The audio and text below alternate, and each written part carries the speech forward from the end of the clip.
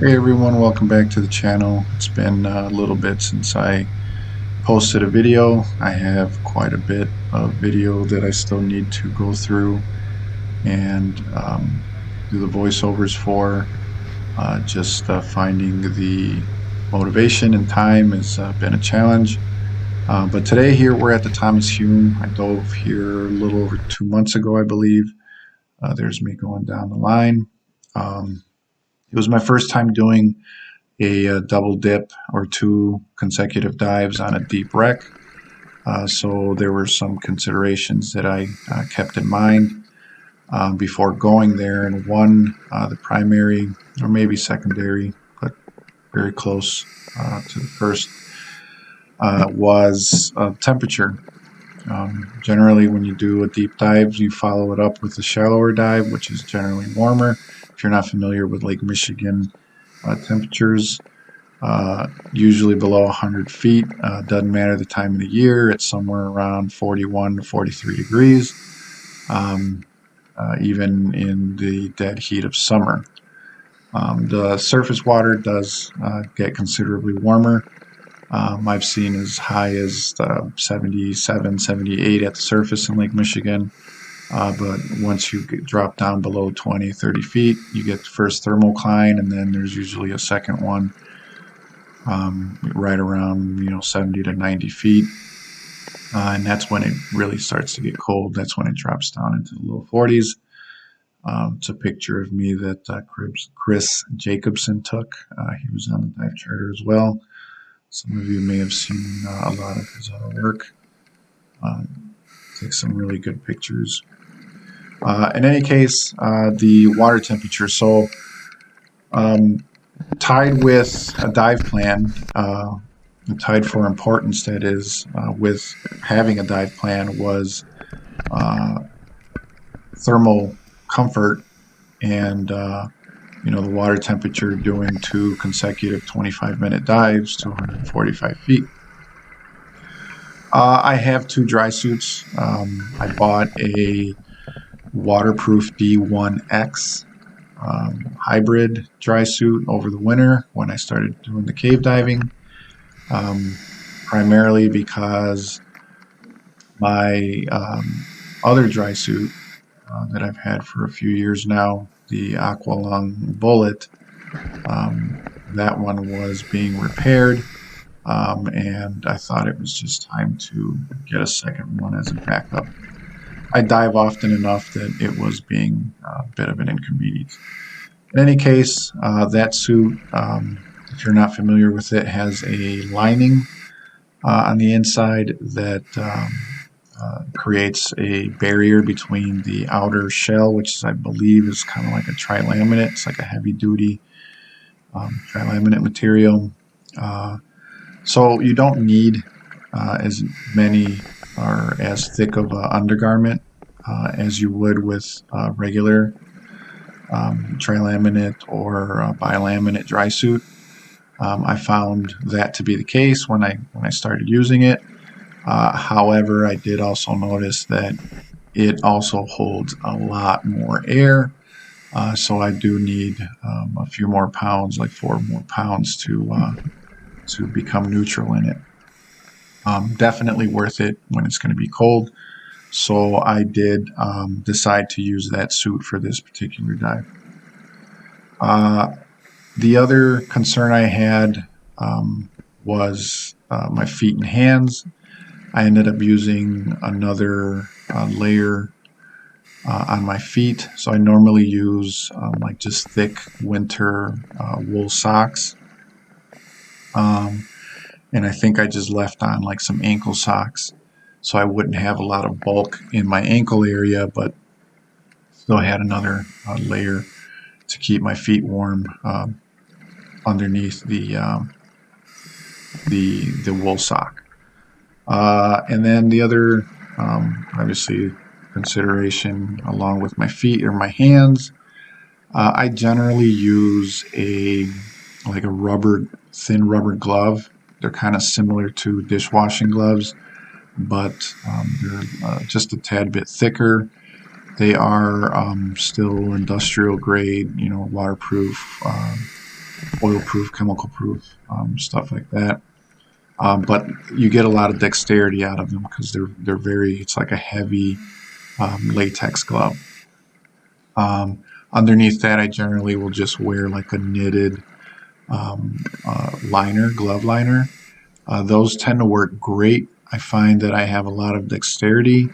I find that I don't have any or very little loss of range of motion. And I can still seem to be able to feel around pretty well. I can tell one bolt snap from another, which is important when you're reaching around to your butt plate and trying to find, one particular tool or another. On this dive, I decided to go with heavier gloves and a neoprene glove liner. And on the surface, when I tried them out, I could tell I lost a lot of range of motion, but I could still pinch my fingers together. So they were still functional. I could still move my hand. Underwater, obviously, with compression, it gets easier. But I found that the thermal advantage did not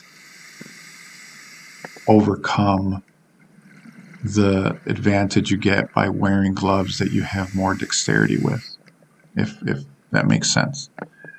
I found it very cumbersome to manipulate bolt snaps. I dive side mount, so being able to unclip and clip things is very important because I have to clip and unclip my tanks as well as my lights and everything else. And I found it to have more disadvantages than advantages for this particular dive. I think having experienced what I experienced, having done those dives, I think I would go back to the rubberized gloves and maintain the dexterity and the mobility over, slightly warmer gloves. I think I had a conversation with somebody about this in the past. You have to find a middle ground.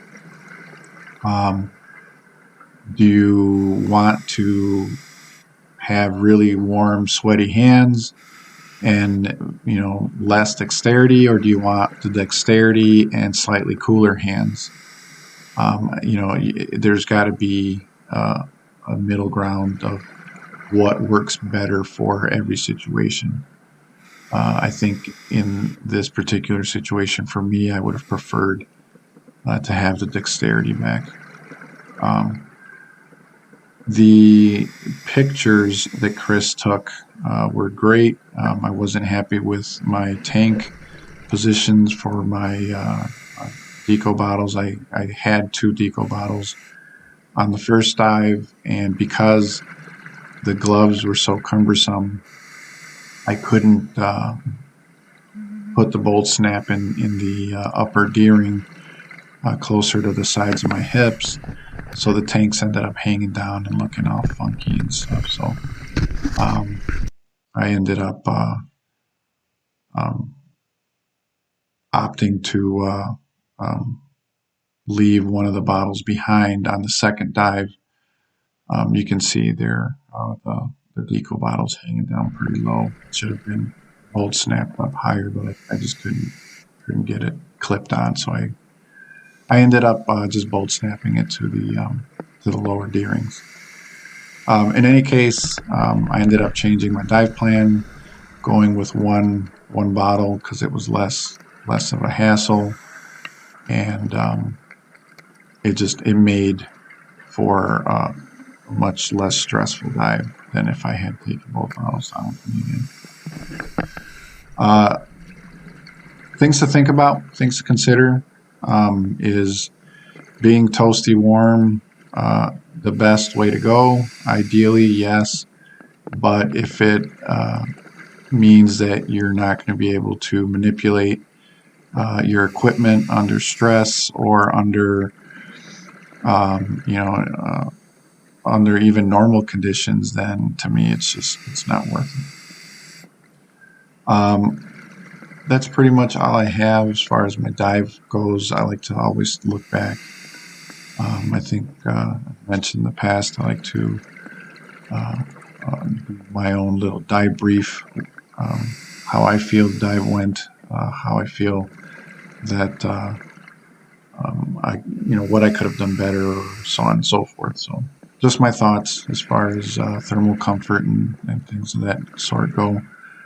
Uh, as far as the dive in general went very well.